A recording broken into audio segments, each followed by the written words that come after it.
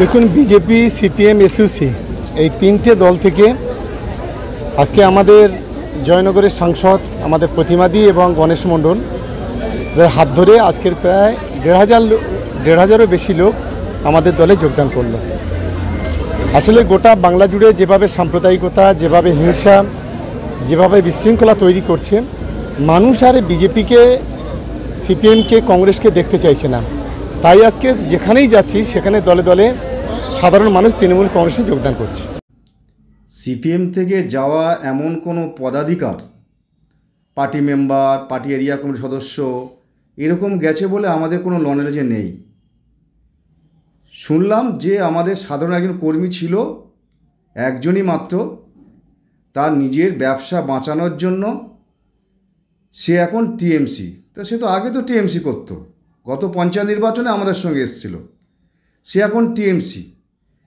তৃণমূল সামনে বিধানসভা নির্বাচন, এই বিধানসভা নির্বাচনের নিজেদের পায়ের তলার মাটি দিনের পর দিন সরে যাচ্ছে।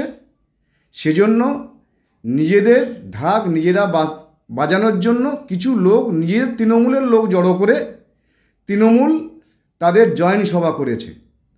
এতে কি গেল আর কি এলো? তৃণমূল তো এই জয়েন সভা করে তাতে দেখাচ্ছে তৃণমূলের কর্মীদের মনোবল শক্ত করছে।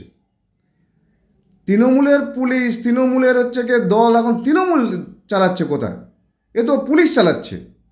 সামনে নির্বাচন হোক না, মানুষ ভোট দিক না, দেখবেন এই তৃণমূল সাফ হয়ে যাবে। আমরা মনে করি এতে আমাদের কোনো, এই যে জয়েন সভা, এতে আমাদের কোনো ক্ষতি হয়নি। আমাদের কোনো পার্টি পদাধিকার, পার্টি মেম্বার, পার্টি এরিয়া কোনো সদস্য কেউ ওই জয়েন সভায় যায়নি। এটা তৃণমূলের ঢাক, তৃণমূল বাজিয়ে তৃণমূলের লোক জড়ো করে তৃণমূলরাই নিজেদের মনোবল শক্ত করছে। পায়ের তলার মাটি তৃণমূল দুর্বল হয়ে যাচ্ছে, সেজন্যই এই জয়েন সভা করেছে তৃণমূল। কি নাম আপনার? উদয় মণ্ডল, সিপিআইএম পার্টি কুলতলি এরিয়া কমিটির সম্পাদক।